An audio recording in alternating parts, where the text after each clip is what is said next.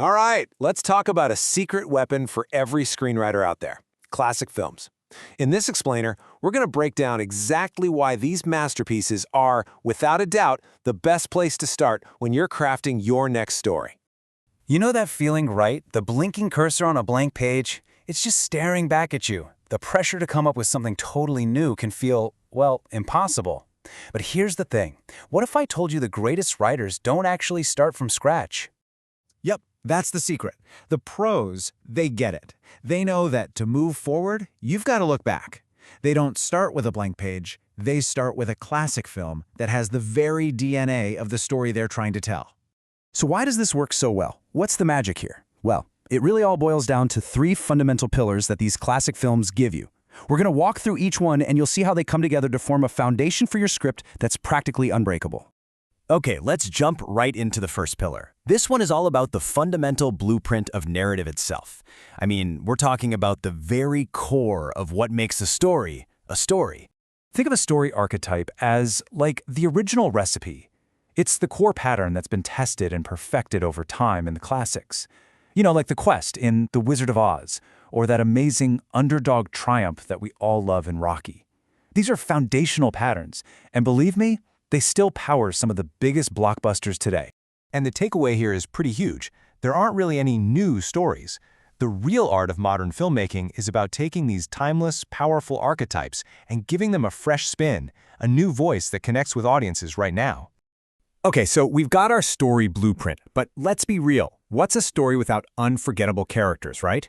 Well, that brings us to our second pillar. And you probably guessed it, the roots of our favorite characters also go deep into the classics. So all those little things that make a character tick, what they want, what they're afraid of, what they believe in, a lot of that comes from these established character archetypes. I mean, think of the wise mentor, perfected by Obi-Wan Kenobi in the original Star Wars. You see that exact same DNA in characters like Dumbledore or Gandalf. We just get them instantly because we recognize the pattern. This just goes to show that the heroes and villains we're obsessed with today are, in a way, standing on the shoulders of giants. You can trace their DNA right back to the iconic figures from cinema's past. It's all connected. And finally, we've arrived at our third pillar. So we've got our story and we've got our characters, but where do they live? This is all about the world they inhabit, the archetype of an era. A great classic film is so much more than just a story. It's a time capsule. It perfectly captures the spirit, the culture, the whole vibe of a specific period. And for a writer, that's like getting a backstage pass to another time, letting you really feel it and understand what made it unique. This means you can actually borrow the feeling of an era to build a world that feels totally real and compelling. Whether it's the gritty, cynical mood of a 1940s film noir or the vibrant, free-spirited energy of the 1960s, that atmosphere can become the very bedrock of your new story. So we have our three pillars, the archetype of story, of character, and of era. But here's the thing, they aren't just separate ingredients. Let's see how they all lock together to form a really powerful creative process. When you use a classic film as a reference, you can build this framework with total confidence. You start with that foundational story pattern, then you bring in those characters with their timeless motivations, and finally, you drop them into a rich, atmospheric world.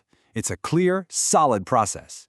The key takeaway here is simple, but it is so powerful. Studying the classics is not about copying them. No way. It's about borrowing their strength. It gives your own brilliant, unique idea a proven, sturdy structure to build upon, so you know the foundation of your story is absolutely rock solid.